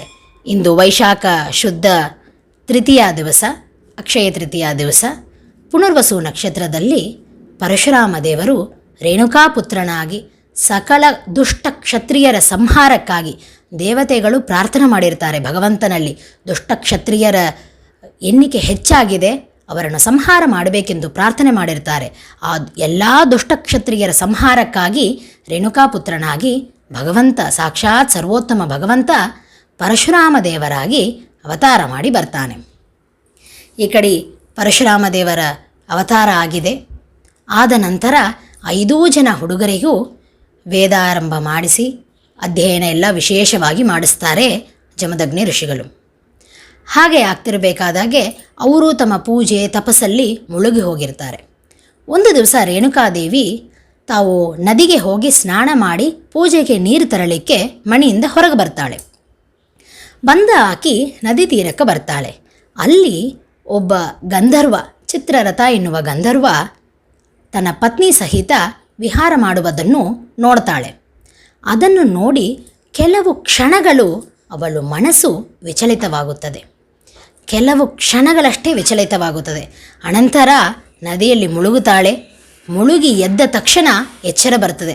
ಎಂಥ ಪಾಪವನ್ನು ಮಾಡಿನ ನಾನು, ನನ್ನಿಂದ ಅಪರಾಧ ಆಗಿದೆ ಎಂದು ನದಿಯಲ್ಲಿ ಮುಳುಗಿ ಎದ್ದ ತಕ್ಷಣ ಎಚ್ಚರ ಬರುತ್ತದೆ. ನಾವು ಇಂಥ ಸಂದರ್ಭಗಳನ್ನು ಕೇಳಬೇಕಾದಾಗ ಬಹಳ ಜಾಗೃತಿಯಿಂದ ಕೇಳಬೇಕು. ಈಗ ಹೇಗೆ ಇದೆ ಅಂದರೆ, ಘೋರ ಕಲಿಯುಗದಲ್ಲಿ ಇದ್ದೀವಿ. ಒಂದು ಕಡೆ 2 ತರಹದ ಜನಗಳು ಇದ್ದಾರೆ. ಒಂದು ಕಡೆ ಹೇಗೆ ಅಂದರೆ, ಪರಶುರಾಮ ದೇವರು ತಾಯಿಯ ಶಿರಶ್ಛೇದವನ್ನೇ ಮಾಡಿದರೂ ಎಂದು ದೇವರನ್ನು ಹೇಳುವಷ್ಟು ಧೈರ್ಯ ಇರುವ ನಾಸ್ತಿಕ ಜನಗಳು ಇದ್ದಾರೆ. ಇನ್ನೊಂದು ಕಡೆ ಆ ಕಾಲದ ಋಷಿಮುನಿಗಳು ಪರಸ್ತ್ರೀ ಪರಪುರುಷ ಕಾಮುಕರೇ ಅಂತ ಹೇಳುವ ಜನಗಳು ಇದ್ದಾರೆ. ಆದ್ದರಿಂದ ವಿಶೇಷವಾಗಿ ನಾವು ಇಂಥ ಸಂದರ್ಭಗಳು, ಅಹಲ್ಯೆಯ ನಿರ್ಣಯ ಇಂಥವು ಕೇಳಬೇಕಾದಾಗೆ ಬಹಳ ಗಮನ ಕೊಟ್ಟು ಜಾಗ್ರತೆಯಿಂದ ಕೇಳಬೇಕು. ಇಲ್ಲಿ ರೇಣುಕಾದೇವಿ ಮಹಾಪತಿವ್ರತ ಸ್ತ್ರೀ. ಆಕೆಯಲ್ಲಿ ಯಾವ ದೋಷ ಇದ್ದಿರಲಿಲ್ಲ. ಕೆಲವು ಕ್ಷಣ ಮಾತ್ರ ಅವಳ ಮನಸ್ಸು ವಿಚಲಿತವಾಯಿತು. ಅದಕ್ಕೆ ಎಂತೆಂತಹ ದೊಡ್ಡವರಿಗೂ ಅಷ್ಟು ಕಾಮವನ್ನು ಕಂಟ್ರೋಲ್ ಮಾಡೋದು ಅಷ್ಟು ಸರಳ ಇರ್ತಿರಲಿಲ್ಲ. ಯಾವುದೋ ಒಂದು ಕರ್ಮದಿಂದ ಆಕೆಗೆ ಹಾಗಾಗಿತ್ತು. ಅನಂತರ ಅದನ್ನು ಸೆರೆ ಮಾಡೋದಕ್ಕೆ ಯಾವ ಶಿಕ್ಷೆಯನ್ನು ಕೊಟ್ಟರೂ ಆ ಶಿಕ್ಷೆಯನ್ನು ಸ್ವೀಕಾರ ಮಾಡಿ ವಿಶೇಷವಾಗಿ ಮತ್ತೆ ಆಕೆ ಮುಂದಿನಂತೆ ಆಗ್ತಾಳೆ. ಆದ್ದರಿಂದ ಇಂಥ ಸಂದರ್ಭಗಳನ್ನು ಕೇಳಬೇಕಾದಾಗೆ ಬಹಳ ಗಮನದಿಂದ ಕೇಳಬೇಕು. ಇಲ್ಲಿ ರೇಣುಕಾದೇವಿಗೆ ಅಯ್ಯೋ ನಾವು ತಪ್ಪು ಮಾಡೀವಿ ಎಂದು ಕೆಲವು ಕ್ಷಣ ಗೊತ್ತಾಯಿತು. ಹಾಗೆ ಮನೆಗೆ ಬರ್ತಾಳೆ. ಅವಳಲ್ಲಿ ಬಹಳ ತೇಜಸ್ಸಿತ್ತು, ಅವೆಲ್ಲ ಕಳೆದು ಹೋಗಿದೆ. ಮನೆಗೆ ಬಂದ ಕೂಡಲೇ ರುಚಿಕರು ನೋಡ್ತಾರೆ ಆಕೆಯನ್ನು. ರುಚಿಕರು ನೋಡ್ತಾರೆ. ನೋಡಿದ ತಕ್ಷಣ ಜಮದಗ್ನಿಗಳು ನೋಡ್ತಾರೆ ಆಕೆಯನ್ನು. ಜಮದಗ್ನಿಗಳು ನೋಡ್ತಾರೆ ತಮ್ಮ ಹೆಂಡತಿಯಲ್ಲಿ ಹೀಗೆ ಅವರಿಗೆ ತಕ್ಷಣ ಗೊತ್ತಾಗೋಗ್ಬಿಡ್ತದೆ. ಗೊತ್ತಾದ ನಂತರ ಅವರು ಬೈತಾರೆ ಆಕೆನ, ಎಂತಹ ಕೆಲಸ ಮಾಡಿ, ಪಾಪ ಕೆಲಸ ಎಂದು ಬೈತಾರೆ. ಆ ಸಮಯದಲ್ಲಿ ಅವರ 4 ಜನ ಮಕ್ಕಳು ಬರ್ತಾರೆ. ಅಲ್ಲಿ ಎಲ್ಲರಿಗೂ ಹೇಳ್ತಾರೆ ಜಮದಗ್ನಿ ಋಷಿಗಳು, ನಿಮ್ಮ ತಾಯಿ ದೇಹವನ್ನು ಬಿಡುವಂತಹ ಕೆಲಸವನ್ನು ಮಾಡಿದ್ದಾಳೆ, ಅವಳ ಶಿರಸ್ಸನ್ನು ಛೇದ ಮಾಡಿರಿ, ತಲೆಯನ್ನು ಕತ್ತರಿಸಿ ಬಿಡ್ರಿ ಎಂದು ಹೇಳ್ತಾರೆ ಜಮದಗ್ನಿ ಋಷಿಗಳು. ಆದರೆ ಅವರು ಯಾರೂ ಮಾಡೋದಿಲ್ಲ. ಸೈಲೆಂಟಾಗಿ ಯಾವ ಉತ್ತರವನ್ನೂ ಕೊಡದೆ ಹಾಗೇ ನಿಂತು ಬಿಡುತ್ತಾರೆ. ಜಮದಗ್ನಿ ಋಷಿಗಳು, ನನ್ನ ವಾಕ್ಯವನ್ನು ನೀವು ಕೇಳೋದಿಲ್ಲ, ಹೀಗೆ ಮಾಡಿದ್ದು ತಪ್ಪು ಎಂದು ನಿಮ್ಮ ಎಲ್ಲ ಜ್ಞಾನವೂ ಹೋಗಿ ಪಶು ಪಕ್ಷಿಗಳಿಗೆ ಸಮಾನ ಆಗೋಬಿಡ್ರಿ ಎಂದು ಅವರಿಗೂ ಶಾಪ ಕೊಡ್ತಾರೆ. ಈ ಕಡೆ ಪರಶುರಾಮ ದೇವರು ಆಶ್ರಮವನ್ನು ಪ್ರವೇಶ ಮಾಡ್ತಾರೆ. ಜಮದಗ್ನಿ ಋಷಿಗಳು ಪರಶುರಾಮ ದೇವರಿಗೆ ಹೇಳ್ತಾರೆ, ಪರಶುರಾಮ ದೇವ, ನಿನ್ನ ತಾಯಿ ರೇಣುಕಾದೇವಿ ಈ ದೇಹವನ್ನು ಬಿಡುವಂಥ ತಪ್ಪನ್ನು ಮಾಡಿದ್ದಾಳೆ, ಅವಳ ತಲೆಯನ್ನು ಕತ್ತರಿಸು ಅಂತ ಹೇಳ್ತಾರೆ. ಪರಶುರಾಮ ದೇವರು ಏನೂ ಮಾತಾಡದೆ ತಮ್ಮ ಕೊಡ್ಲಿಯನ್ನು ತೆಗೆದು ಒಂದೇ ಪ್ರಯೋಗದಿಂದ ತಾಯಿಯ ಶಿರಸ್ಸನ್ನು ಕತ್ತರಿಸ್ತಾರೆ. ಇಲ್ಲಿ ಬಹಳಷ್ಟು ಜನ ಹೇಳ್ತಾರೆ, ಪರಶುರಾಮ ದೇವರು ಹೀಗೆ ಮಾಡಿದ್ದು ಸೆರೆನಾ? ಹೀಗೆಲ್ಲ ಮಾತಾಡ್ತಾರೆ. ನಾವು ಕೆಲವು ವಿಷಯವನ್ನು ಇಲ್ಲಿ ಅರ್ಥ ಮಾಡ್ಕೋಬೇಕು.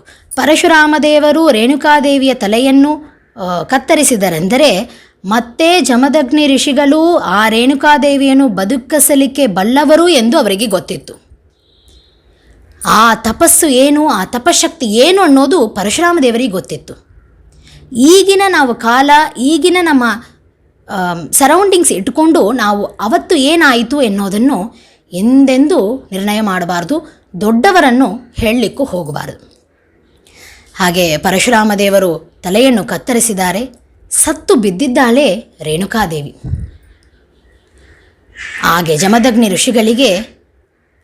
ಜಮದಗ್ನಿ ಋಷಿಗಳಿಗೆ ಸ್ವಲ್ಪ ಶಾಂತ ಆಗ್ತದೆ. ಪರಶುರಾಮ, ನಾನು ಹೇಳಿದ್ದ ತಕ್ಷಣ ನನ್ನ ಮಾತನ್ನು ಕೇಳಿದ್ದಿ, ಏನು ವರ ಬೇಕಾದರೂ ಕೇಳು ಅಂತಾರೆ. ಸರ್ವೋತ್ತಮನಾದ ಎಲ್ಲರಿಗೂ ಎಲ್ಲವನ್ನು ಕೊಡುವ ಭಗವಂತನಿಗೆ ಏನು ವರ ಬೇಕಾದರೂ ಕೇಳು ಎಂದು ಜಮದಗ್ನಿ ಋಷಿಗಳು ಇಲ್ಲಿ ಹೇಳ್ತಾರೆ. ಹಾಗೆ ನೋಡಿ ಪರಶುರಾಮ ದೇವರು ಹೇಳ್ತಾರೆ, ನನ್ನ ತಾಯಿ ಮತ್ತೆ ಪುನಃ ಆವಾಗ ಹೇಗಿದ್ದಳೋ ಹಾಗೇ ಆಗಬೇಕು, ಮುಂದಿನಂತಹ ಆಗಬೇಕು. ಅವಳಿಗೆ ಆಕೆ ಮಾಡಿದ ಪಾಪಕರ್ಮ, ಅದಾದ ಮೇಲೆ ಆಕೆಗೆ ಸಿಕ್ಕಿದ ಶಿಕ್ಷಾ, ಯಾವ ಘಟನೆಗಳು ಗುರ್ತೇ ಇರಬಾರ್ದು, ಅದರ ಗೊತ್ತೇ ಆಗಬಾರ್ದು ಅವು. ನನ್ನ ತಾಯಿ ಮುಂದೆ ಹೇಗಿದ್ದಳೋ ಹಾಗೇ ಆಗಬೇಕು, ನನ್ನ ಅಣ್ಣಂದರು ಮುಂದೆ ಹೇಗಿದ್ದರೋ ಹಾಗೇ ಆಗಬೇಕೆಂದು ಕೇಳ್ತಾರೆ. ಆಗ ಜಮದಗ್ನಿ ಋಷಿಗಳು ಹೇಳ್ತಾರೆ, ಅವಶ್ಯ ಹಾಗೇ ಆಗ್ತಾಳೆ ಅಂತ. ಅವರ ಮಾತಿನ ಶಕ್ತಿ, ಅವರ ತಪಸ್ಸು ಹೇಗಿತ್ತಂದರೆ, ರೇಣುಕಾದೇವಿ ಬದುಕಿ ಬರ್ತಾಳೆ ಎಂದು ಅವರ ಮಾತಿನಿಂದನೇ ರೇಣುಕಾದೇವಿ ಬದುಕಿ ಬಂದಾಳೆ. ಮತ್ತೆ ರೇಣುಕಾದೇವಿ ಪುನಃ ಹೇಗಿದ್ದಳೋ ಹಾಗೆ ತಿರುಗಿ ಬರ್ತಾಳೆ. ಒಂದು ಎಳ್ಳಷ್ಟು ಆಕೆಗೆ ನಡೆದಿದ್ದು ಯಾವುದು ಗೊತ್ತಾಗಿರಲ್ಲ. ಅದೇ ಹೇಳಿದ್ದು, ಪರಶುರಾಮ ದೇವರು ಶಿರಚ್ಛೇದ ಮಾಡಿದರು ಅಂದರೆ ಅವರಿಗೆ ಗೊತ್ತಿತ್ತು ಜಮದಗ್ನಿ ಋಷಿಗಳಿಗೆ ತಪಸ್ಸು ಏನು ಅಂತ. ಸತ್ತ ರೇಣುಕೆಯನ್ನು ಬದುಕಿಸಲಿಕ್ಕೆ ಬಲ್ಲವರು ಜಮದಗ್ನಿ ಋಷಿಗಳು ಎಂದು ಅವರಿಗೆ ಗೊತ್ತಿತ್ತು. ಹೀಗೆ ವಿಶೇಷವಾಗಿ ರೇಣುಕಾದೇವಿಯ ಈ ಒಂದು ಘಟನೆ ಆಗ್ತದೆ. ಅನಂತರ ಒಂದು ದಿವಸ ತಮ್ಮ 5 ಮಕ್ಕಳು ಆಶ್ರಮದಲ್ಲಿ ಇರೋದಿಲ್ಲ, ಹೊರಗೆ ಹೋಗಿರ್ತಾರೆ. ಆವಾಗ ಕಾರ್ತವೀರ್ಯಾರ್ಜುನ ಆಶ್ರಮಕ್ಕೆ ಬಂದಿರ್ತಾನೆ. ಕಾರ್ತವೀರ್ಯಾರ್ಜುನನ್ನು ಕರೆದು ಆತನಿಗೆ ಎಲ್ಲ ದೊಡ್ಡ ರಾಜ ಅವನು, ಎಲ್ಲ ಸತ್ಕಾರವನ್ನು ಮಾಡುತ್ತಾರೆ ಜಮದಗ್ನಿ ಋಷಿಗಳು. ಎಷ್ಟು ಉಪಚಾರ ಅಂದರೆ ಅವನ ರಾಜ್ಯದಲ್ಲೂ ಅಷ್ಟು ವೈಭವವನ್ನು ಕಂಡಿರಲ್ಲ, ಅಷ್ಟು ಉಪಚಾರವನ್ನು ಮಾಡುತ್ತಾರೆ. ಕಾರಣ ಅವರ ಆಶ್ರಮದಲ್ಲಿ ಒಂದು ಹಸುವಿತ್ತು. ಆ ಆಕಳು ವಿಶೇಷ ಏನಂದರೆ, ಏನು ಕೇಳಿದರೂ ಕೊಡುತ್ತಿತ್ತು ಆ ಆಕಳು. ಅದರಿಂದ ಬಹಳಷ್ಟು ಉಪಚಾರವನ್ನು ಮಾಡ್ತಾರೆ ಕಾರ್ತವೀರ್ಯಾರ್ಜುನನಿಗೆ. ಆಗ ಕಾರ್ತವೀರ್ಯಾರ್ಜುನನಿಗೆ ಕೆಲವು ಸಮಯದಲ್ಲಿ ದುರ್ಬುದ್ಧಿ ಹುಟ್ಟುತ್ತದೆ. ಅವನಿಗೆ ಇದನ್ನು ನೋಡಿ ಲೋಭ ಹುಟ್ಟುತ್ತದೆ. ಅಂಥ ಹಸುವು ನಮ್ಮ ರಾಜ್ಯದಲ್ಲಿ ಇರಬೇಕು ಎಂದು ಅಪೇಕ್ಷಾಪಟ್ಟು ಆ ಹಸುವನ್ನು ಅಪಹಾರ ಮಾಡಿಕೊಂಡು ಹೋಗ್ತಾನೆ. ಆ ಆಶ್ರಮವನ್ನೆಲ್ಲ ಧ್ವಂಸ ಮಾಡಿ ಆ ಹಸುವನ್ನು ಎಳೆದುಕೊಂಡು ಹೋಗ್ತಾನೆ ಕಾರ್ತವೀರ್ಯಾರ್ಜುನ. ಪರಶುರಾಮ ದೇವರು ಬಂದು ನೋಡ್ತಾರೆ. ಈ ಕಡೆ ಆಶ್ರಮವೆಲ್ಲ ಹಿಂದೆ ಮುಂದೆ ಆಗಿದೆ. ಅವರು ಕೇಳ್ತಾರೆ, ಏನಾಗಿದೆ ಎಂದು ಕೇಳ್ತಾರೆ. ಆಗ ಜಮದಗ್ನಿ ಋಷಿಗಳು ಹೇಳಿದ್ದಾರೆ, ಕ್ಷತ್ರಿಯರಿಗೆಲ್ಲ ದುಷ್ಟ ಬುದ್ಧಿ ಹುಟ್ಟಿದೆ ನಮ್ಮಲ್ಲಿ. ಕಾರ್ತಿವೀರ್ಯಾರ್ಜುನ ಬಂದು ಹಸುವನ್ನು ಅಪಹಾರ ಮಾಡಿಕೊಂಡು ಹೋಗಿದ್ದಾನೆ ಎಂದು ಹೇಳುತ್ತಾರೆ. ಹಾಗೆ ಪರಶುರಾಮ ದೇವರು ಹೇಳುತ್ತಾರೆ, ಹೋಯ್ ಅವನ ಸಂಹಾರ ಮಾಡಿ ಆ ಹಸುವನ್ನು ತರ್ತೇನೆ ಅಂತ ಹೇಳಿ ಹೋಗ್ತಾರೆ. ಜಮದಗ್ನಿ ಋಷಿಗಳು ಆ ದುಷ್ಟ ಕ್ಷತ್ರಿಯ ಸಂಹಾರಕ್ಕೆ ಅಲ್ಲಿ ನಾಂದಿ ಹಾಕಿದರು. ಪರಶುರಾಮ ದೇವರು ಹೋರಟ್ಟೇ ಬಿಟ್ಟರು. ಕೈಯಲ್ಲಿ ಧನುರ್ಬಾಣವನ್ನು ಕೊಡ್ಲಿಯನ್ನು ಹಿಡಿದುಕೊಂಡು ಪರಶುರಾಮ ದೇವರು ಕಾರ್ತಿವೀರ್ಯಾರ್ಜುನನ ಜೊತೆ ಯುದ್ಧಕ್ಕೆ ಹೋಗ್ತಾರೆ. ಯುದ್ಧಕ್ಕೆ ಕರೀತಾರೆ. ಕಾರ್ತಿವೀರ್ಯಾರ್ಜುನ ಅಂದರೆ ಅವನು ಸಾಮಾನ್ಯನಲ್ಲ. 1000 ಬಾಹುಗಳಿತ್ತು, 1000 ಕೈಗಳವನಿಗೆ, 1000 ಬಾಹುಗಳು ಕೊಂಡು ದೊಡ್ಡ ಸೈನ್ಯವನ್ನು ಇಟ್ಕೊಂಡಿದ್ದ ಅವನು. ಇವರು ಏಕಾಕಿ ಒಬ್ಬರೇ ಪರಶುರಾಮ ದೇವರು. 1000 ಬಾಹುಗಳಿಂದ 1000 ಬಾಣಗಳನ್ನು ಪ್ರಯೋಗ ಮಾಡಿದ್ದ ಅವನು. ಒಂದೇ ಕೊಡ್ಲಿಯನ್ನು ತಿರುಗಿಸಿ ಅಷ್ಟನ್ನು ಈ ಕಡೆ ಆ ಕಡೆ ತಿರುಗಿಸಿ ಅವನು ಇಡೀ ಸೈನ್ಯವನ್ನು ಧ್ವಂಸ ಮಾಡಿದರು ಪರಶುರಾಮ ದೇವರು. ಅವನನ್ನು ಸಂಹಾರ ಮಾಡಿ ಅವನ ಸೈನ್ಯವನ್ನು ಸಂಹಾರ ಮಾಡಿದರು. ಈ ಕಡೆ ಕಡೀಗೆ ಸಾಯಬೇಕಾದಾಗೆ ಕಾರ್ತಿವೀರ್ಯಾರ್ಜುನ ಅವನು ಭಗವಂತನ ಸ್ಮರಣೆ ಮಾಡ್ತಾ ಸಾಯ್ತಾನೆ. ದತ್ತಾತ್ರೇಯನಲ್ಲಿಂದ ವರ ಪಡೆದಿರ್ತಾನೆ. ದತ್ತಾತ್ರೇಯ ರೂಪಿ ಭಗವಂತನಿಂದ ಒಂದು ವರ ಪಡೆದಿರ್ತಾನೆ. ಭಗವಂತನ ಕೈಯಲ್ಲೇ ಸಂಹಾರ ಆಗಬೇಕು ಎಂದು. ಸಂಹಾರದ ಕಾಲ ಬಂತು, ಅದರಿಂದ ವಿಪರೀತ ಬುದ್ಧಿ ಬಂತು, ಅವನ ಸಂಹಾರ ಆಯಿತು. ಈ ಕಡೆ ಸಂಹಾರ ಮಾಡಿ ಆ ಹಸುವನ್ನು ಮತ್ತೆ ಆಶ್ರಮಕ್ಕೆ ತರ್ತಾರೆ ಪರಶುರಾಮ ದೇವರು. ಆ ಹಸು ಮನೆಗೆ ಬರ್ತದೆ. ಮತ್ತು ಒಂದು ದಿವಸ, ಸ್ವಲ್ಪ ದಿವಸ ಆದ ನಂತರ ಈ ಕಾರ್ತಿವೀರ್ಯಾರ್ಜುನನ ಮಕ್ಕಳಿಗೆ ಬಹಳ ಕೋಪ ಬಂದಿರ್ತದೆ. ಅವರಿಗೆ ಅವರ ತಂದೆಯ ಮರಣ ತಡಿಲಿಕ್ಕಾಗೋದಿಲ್ಲ. ಪ್ರತೀಕಾರ, ರಿವೆಂಜ್ ತಗೋಬೇಕು ಎಂದು ನಿರ್ಣಯ ತಗೊಂಡಿರ್ತಾರೆ. ಆ ಮಕ್ಕಳು ಪರಶುರಾಮ ದೇವರು ಆಶ್ರಮದಲ್ಲಿ ಇಲ್ಲದ ಸಮಯವನ್ನು ನೋಡಿಕೊಂಡು ಬರ್ತಾರೆ. ಜಮದಗ್ನಿ ಋಷಿಗಳು ಕಣ್ಣು ಮುಚ್ಚಿಕೊಂಡು ಧ್ಯಾನದಲ್ಲಿ ಮುಳುಗಿರ್ತಾರೆ. ಆ ಸಮಯದಲ್ಲಿ ಕಾರ್ತಿವೀರ್ಯಾರ್ಜುನನ ಮಕ್ಕಳು ಅಲ್ಲಿ ಬರ್ತಾರೆ. ಬಂದು ಕತ್ತಿ ತಗೋತಾರೆ, ಅವರ ಶಿರಶ್ಛೇದ ಮಾಡಿಬಿಡ್ತಾರೆ. ಜಮದಗ್ನಿ ಋಷಿಗಳು ರಾಮ ಅಂತ ಕರೀತಾ ಪ್ರಾಣತ್ಯಾಗವನ್ನು ಮಾಡ್ತಾರೆ. ಈ ಕಡೆ ಎಲ್ಲರೂ ಬರ್ತಾರೆ, ಸುತ್ತು ಇದ್ದ ಜನ ಎಲ್ಲ ಬರ್ತಾರೆ. ಈ ಒಂದು ಘೋರವಾದ ಘಟನೆಯನ್ನು ನೋಡ್ತಾರೆ. ಪರಶುರಾಮ ದೇವರು ಬರ್ತಾರೆ. ಬಂದಾಗ ನಡೆದಿದ್ದನ್ನೆಲ್ಲ ಹೇಳ್ತಾರೆ. ಆವಾಗೇ ಜಮದಗ್ನಿ ಋಷಿಗಳನ್ನ ನೋಡಿ ಎಂದೆಂದೂ ದುಃಖ ದೋಷ ಇಲ್ಲದ ಭಗವಂತ ತನಗೆ ದುಃಖ ಆದಂಗ, ಭಗವಂತ ದುಃಖ ತನಗೆ ಪಿತೃ ಮರಣದಿಂದ ದುಃಖ ಇದ್ದಂಗ ನಟನ ಮಾಡ್ತಾನ ಭಗವಂತ. ನನ್ನಿಂದೇ ಆಯ್ತಲ್ಲಪ್ಪ ನಿನ್ನ ಮರಣ, ನಾನು ಕಾರ್ತಿವೀರ್ಯಾರ್ಜುನನ ಸಂಹಾರ ಮಾಡಿದೆ, ನಿನಗೆ ಹೀಗೆ ಅವರ ಮಕ್ಕಳು ಬಂದು ಹೀಗೆ ಮಾಡಿದರು, ನನ್ನಿಂದೇ ಆಯ್ತಲ್ಲಪ್ಪ ಎಂದು ಪರಶುರಾಮ ದೇವರು ಅಲ್ಲಿ ದುಃಖ ಇದ್ದಂಥ ನಟನ ಮಾಡ್ತಾರೆ. ಆಗ ಹೇಳ್ತಾರೆ, ಮಹಾತಪಸ್ವಿಗಳು ನೀವು, ಇಂಥ ಮರಣ ನಿಮಗೆ ಸರಿಯಲ್ಲ, ಯಾರನ್ನೂ ಬಿಡೋದಿಲ್ಲ ನಾನು ಎಂದು ಹೇಳಿ ಅಲ್ಲಿ ಆ ಪರಶುರಾಮ ದೇವರು ಆ ದುಷ್ಟ ಕ್ಷತ್ರಿಯ ಸಂಹಾರಕ್ಕೆ ಹೊರಡ್ತಾರೆ. ಇಡೀ ಭೂಮಂಡಲವನ್ನು ಸಂಚಾರ ಮಾಡಿ ಎಲ್ಲೆಲ್ಲಿ ದುಷ್ಟ ಕ್ಷತ್ರಿಯರುಗಳು ಇದ್ದರೋ, ಎಲ್ಲೆಲ್ಲಿ ಅಧರ್ಮ ಮಾಡುವ ಕ್ಷತ್ರಿಯರಿದ್ದರೋ, ಎಲ್ಲೆಲ್ಲಿ ಪ್ರಜೆಗಳಿಗೆ ಹಾಗೂ ಬ್ರಾಹ್ಮಣರಿಗೆ ತೊಂದರೆಯನ್ನು ಮಾಡುತ್ತಿದ್ದರೋ ಅವರೆಲ್ಲರನ್ನು ಸಂಹಾರ ಮಾಡ್ತಾರೆ ಪರಶುರಾಮ ದೇವರು. ಒಂದು ಸಂದರ್ಭದಲ್ಲಿ 14,000 ರಾಜರನ್ನು ಏಕಕಾಲಕ್ಕೆ ಸಂಹಾರ ಮಾಡ್ತಾರೆ ಪರಶುರಾಮ ದೇವರು. ಅಂಥ ವೈಭವ ಅವರದು. ಅಷ್ಟು ಅವರದು ವ್ಯಾಲರ್ ಹೇಗಿತ್ತಂದರೆ ಅದು ಹೇಳಲಿಕ್ಕೆ ಸಾಧ್ಯನೇ ಇಲ್ಲ. ಒಬ್ಬ ಮನುಷ್ಯ ಏಕಾಕಿಯಾಗಿ ಅಷ್ಟೂ ಕ್ಷತ್ರಿಯರ ಸಂಹಾರವನ್ನು ಮಾಡ್ತಾರೆ. ಎಲ್ಲ ಮಾಡಿ ಕಡೆಗೆ ಅವರು ಯಜ್ಞ ಮಾಡಿ ಎಲ್ಲದನ್ನು ದಾನ ಮಾಡ್ತಾರೆ.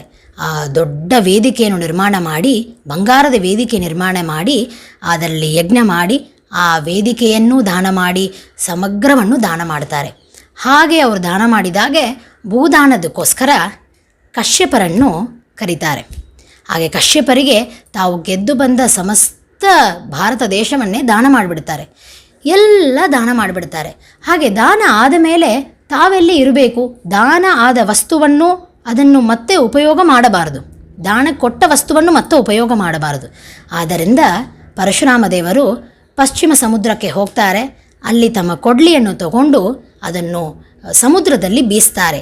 ಆ ಕೊಡಲಿ ಎಷ್ಟು ದೂರ ಹೋಗ್ತದೋ ಅಷ್ಟು ಜಾಗವನ್ನು ಸಮುದ್ರ ರಾಜನ ಹತ್ರದಿಂದ ಕೇಳಿ ಇಸ್ಕೋತಾರೆ. ಆ ಜಾಗನೇ ಇವತ್ತು ಈ ಉಡುಪಿ ಮುಂಬೈ ಇರುವ ಪರಶುರಾಮ ಕ್ಷೇತ್ರ ಎಂದು ವಿಶೇಷವಾಗಿ ಕರೆಸಿಕೊಳ್ತದೆ. ಇಂದು ಅಲ್ಲಿ ಬಹಳಷ್ಟು ಸರೋವರಗಳನ್ನು ನಿರ್ಮಾಣ ಮಾಡಿದ್ದಾರೆ ಪರಶುರಾಮ ದೇವರು. ಅವೆಲ್ಲ ಮಾಡಿ ಕಡೆಗೆ ಗೋಮಂತ ಪರ್ವತಕ್ಕೆ ಹೋಗಿ ಇನಿಮೇಲೆ ಕ್ಷತ್ರವನ್ನು ಹಿಡಿಯೋದಿಲ್ಲ ಎಂದು ಪರಶುರಾಮ ದೇವರು ಸಂಕಲ್ಪ ಮಾಡಿ ಅಲ್ಲೇ ಇರ್ತಾರೆ. ಈ ಮನ್ವಂತರ ಮುಗಿಯೋ ತನಕ ಪರಶುರಾಮ ದೇವರು ಅಲ್ಲೇ ಇರ್ತಾರೆ. ತಮ್ಮ ಅವತಾರ ಕಾರ್ಯವನ್ನು ಮುಗಿಸಿ ಅನಂತರ ಅವರು ಹೋಗ್ತಾರೆ. ಇಂದಿನ ದಿವಸ ವಿಶೇಷವಾಗಿ ಇಷ್ಟು ಭಗವಂತನ ಅವತಾರವಾದ ದಿವಸ, ಪರಶುರಾಮ ದೇವರು ಅವತಾರ ಮಾಡಿದ ದಿವಸ. ಇಂದಿನ ದಿವಸ ಈ ಅಕ್ಷಯ ತೃತೀಯಾಗೆ ಇನ್ನೊಂದು ವಿಶೇಷ ಇದು. ಸ್ವತಃ ವೈಶಾಖ ಮಾಸ ಧರ್ಮದಲ್ಲಿ ಅಕ್ಷಯ ತೃತೀಯಾಗಿ ಎಷ್ಟು ಹೇಳಿದ್ದಾರಲ್ಲ, ಅದರಲ್ಲಿ ಮುಖ್ಯ ಇಷ್ಟು ಒಂದು ಬರೋದಕ್ಕೆ ಕಾರಣ, ಅದಕ್ಕೆ ಇಷ್ಟೊಂದು ಮಹತ್ವ ಬರೋದಕ್ಕೆ ಕಾರಣ ಈ ಅಕ್ಷಯ ತೃತೀಯಾಗೆ ಪರಶುರಾಮ ದೇವರ ಅವತಾರ ಮಾಡಿದ ದಿವಸ.